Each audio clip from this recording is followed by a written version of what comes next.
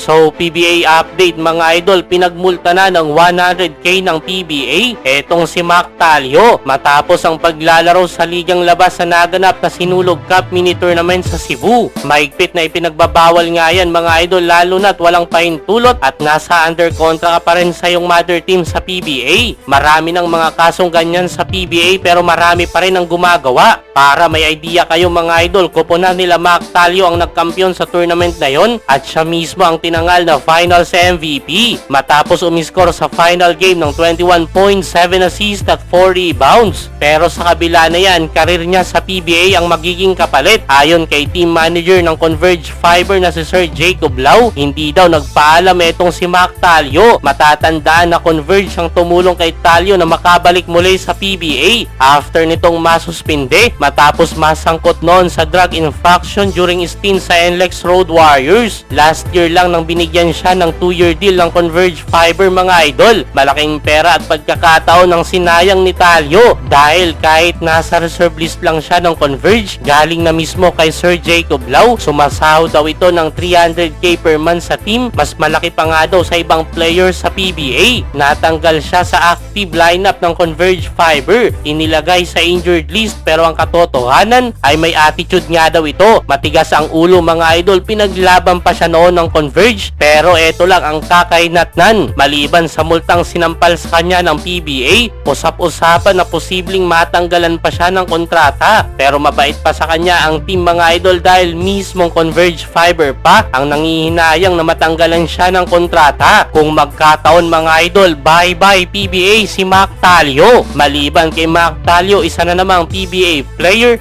ang namataan sa ligang labas, ang best friend ni Justin Brownlee mga idol na si Chris Lalata, na hindi nga din daw nagpaalam sa Phoenix. Pinatawag na siya ng PBA at siguradong papatawan din ito ng multa. Kabilang banda, Calvin Abueva at Mo Tautua pinatawag na din ni Commissioner Willie Marshall. May nakaabang na ding parusa kina Calvin at Mo. Ayon kay Kume, iniimbestigahan pa nila ang punot dulo ng nangyaring gulo sa Game 2 ng PBA Finals. Gather muna kami ng mga additional evidence and mga taong nandun para malaman talaga kung ano yung tunay na nangyari. Para malaman na din kung ano at kung sino ang dapat maparusahan. Siguradong multa or suspension mga idol ang kakaharapin ng mga nasangkot sa gulo. Paldo-paldo ngayon ang PBA mga idol, ang daming pagmumultahin. Nangangamba si Coach Cito Victolero na baka hindi daw makalaro si The Beast Calvin Abueva sa Game 3 dahil nga sa gulong kinasangkutan na naman ito. Malaking problema nga yan para sa Magnolia Hatchets mga idol, lalo na down to 0-2 na sila sa series laban nga dito sa San Miguel Beermen.